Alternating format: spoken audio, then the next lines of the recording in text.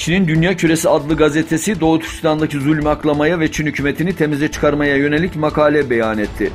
Gazetede Doğu Türkistan'daki ardı kesilmeyen sorunların ve sürekli çıkan baskıların aslında uluslararası kamuoyundan kaynaklandığını, yurt dışındaki Uygurların Batı ülkeleri tarafından desteklenerek Çin'e karşı ayaklanmasından dolayı Şincan bölgesindeki kargaşaların bitmediğini ileriye sürdü.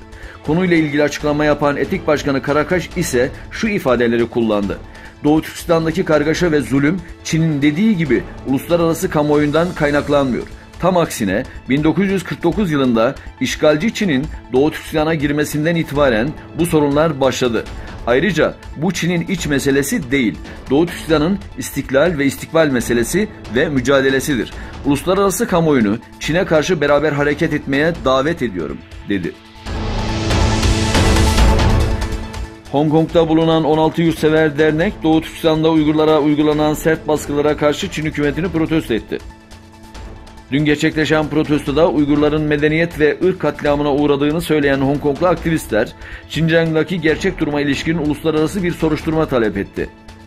Protesto eylemini düzenleyen Yurtsever Demokratik Hareketleri, Hong Kong Federasyonu Derneği, Sosyal Demokratlar, Demokratik Parti başta olmak üzere 16 grup, Çin hükümetinin derhal Uygurlara karşı yaptığı baskıları durdurmasını, sözde eğitim merkezlerini kapatmasını istediğini bildirdi.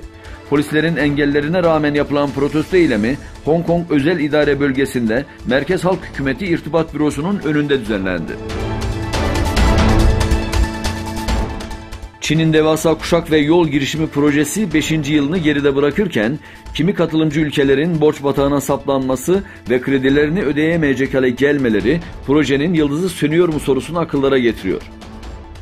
Girişimin parçası olan ülkelerin bir kısmı Çin'den aldıkları milyarlarca dolarlık kredilerle söz konusu projede varlık göstermeye çalışıyor.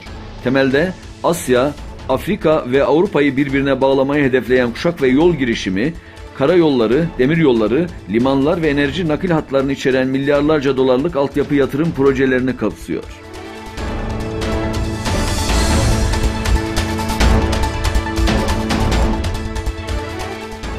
Baskıların devam ettiği Doğu Türkistan'da Çin askerlerinin Uygur kadınların başlarını zorla açarak Çin Ulusal Marşı'nı söylettiği bildirildi. Gelen son görüntülerde asker olduğu belirtilen kişilerin Çin bayrağını direğe astığı görülüyor. Bu esnada zorla başları açılan Uygur kadınlara Çin Ulusal Marşı söylettiriliyor.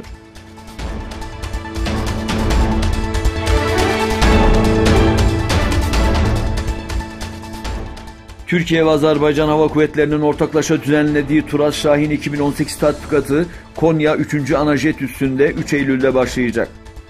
Azerbaycan Hava Kuvvetleri uçaklarının yurt dışında katıldıkları ilk tatbikat olarak ilki 2015 yılında gerçekleşmişti. Turas Şahin'i 2018 tatbikatı Türkiye'nin ev sahipliğinde 3-14 Eylül 2018 tarihleri arasında Konya 3. Anajet Üst Komutanlığı'nda yapılacak.